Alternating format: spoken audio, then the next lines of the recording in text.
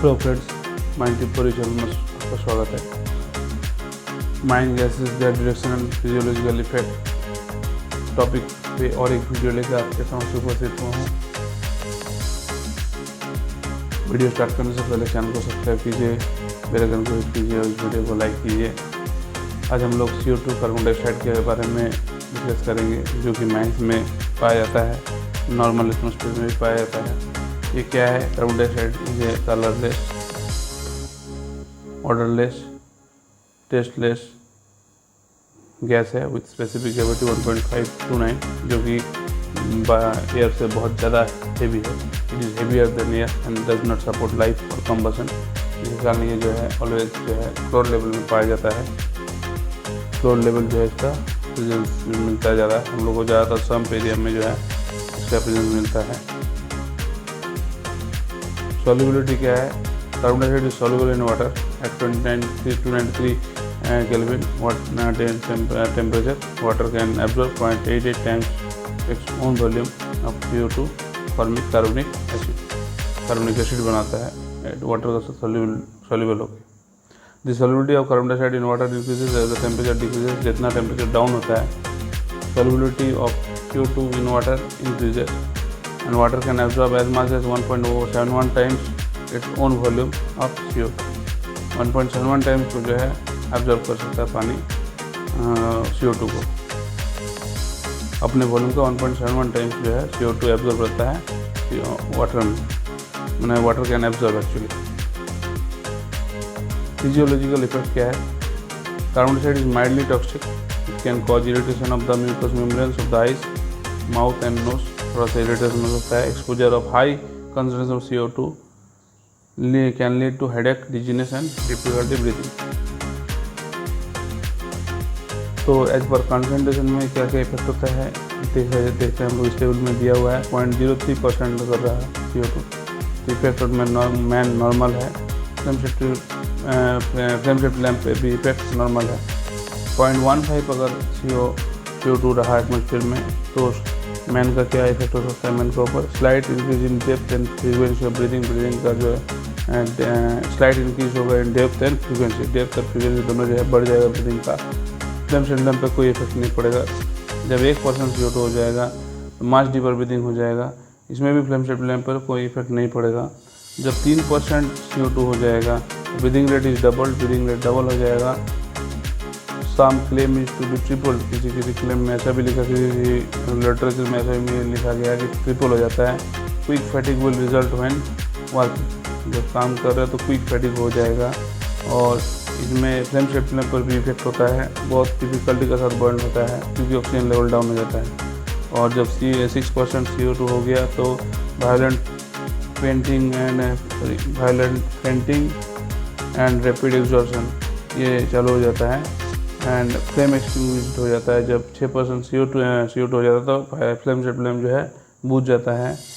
10% में narcotic effect is produced and unconsciousness if exposure is prolonged. ज़्यादा के लिए एक्सपोजर रहा तो वहाँ अनकॉन्शियसनेस हो जाएगा।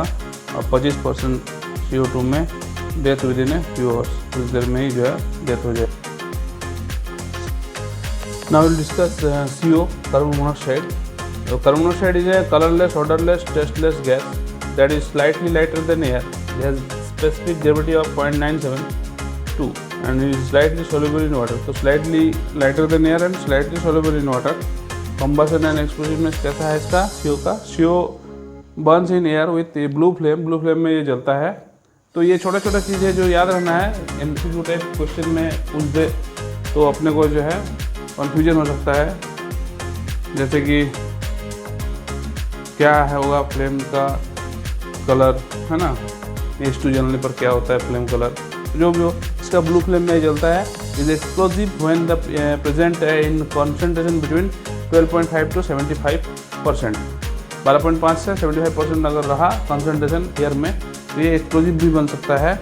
The ignition temperature of CO is 873 Kelvin, that is 600 degree Celsius. It is produced when carbon containing fuels are burn incompletely due to insufficient oxygen. ये तभी बनता है जब कार्बन कंटेनिंग फ्यूल, जैसे मान लीजिए कोई भी मान लीजिए कार्बन डाइऑक्साइड, जैसे carbon fuel one type of hard fuel हो सकता है कोयला जब इनकम्प्लीट कॉम्बशन हो, इनसफिशिएंट ऑक्सीजन, इनकम्प्लीट कॉम्बशन हो, इनसफिशिएंट ऑक्सीजन रहे, ठीक है, उस केस में जो है हम लोग का CO प्रोड्यूस होता है। टॉक्सिसिटी क्या है? Carbon monoxide is a highly toxic gas, it binds to hemoglobin in the blood with an affinity rate that is 250 to 300 times greater than that of oxygen. Oxygen haemoglobin के साथ जो reaction rate है उससे ज़्यादा 250 से 300 गुना ज़्यादा rate में ये CO जो है बाइंड करता है हीमोग्लोबिन के साथ। उससे क्या होता है, हमारा हीमोग्लोबिन सिर्फ CO का साथ रिएक्शन है, CO का प्रेजेंस है, CO का साथ रिएक्शन करके कार्बोक्सीमिनो हीमोग्लोबिन बोल के जो कंपाउंड तैयार करता है, और ऑक्सीजन हम लोग ले नहीं पाते। हीमोग्लोबिन अपना ऑक्सीजन का जगह पर CO कन्वे करता है, अपना लंग्स से जो है CO ले जाके जो है सेल्स में ले जाता है। तो CO ले जाने से हमको दिक्कत ज़्यादा नहीं है, ऑक्सीजन नहीं मिल पा रहा हमारे हीमोग्लोबिन के द्वारा, हमारे बॉडी में जो है ऑक्सीजन का सप्लाई नहीं हो पा रहा, जिसके कारण हमको ज़्यादा दिक्कत है। So this prevents hemoglobin from carrying the oxygen to the tissues, leading to oxygen deprivation. That is one type of asphyxiation. Symptoms of carbon monoxide poisoning क्या है? हेडेक आएगा, फिर नोजिया, फिर डिजीनेस, फिर shortness of breath, then chest pain, confusion, loss of consciousness. These are the symptoms.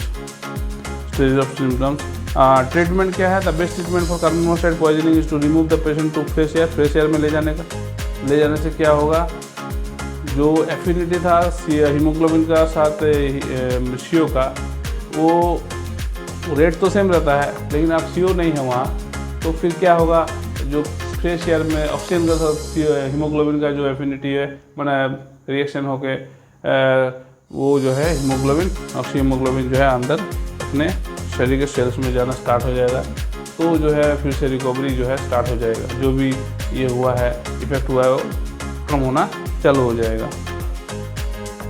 And administer the pure oxygen. If necessary, artificial respiration should be provided. It is also important to keep the patient warm and to administer a stimulant like black coffee.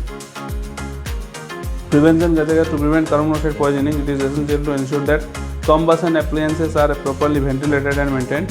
Carbon monoxide detectors should be installed in areas where carbon monoxide is a potential hazard.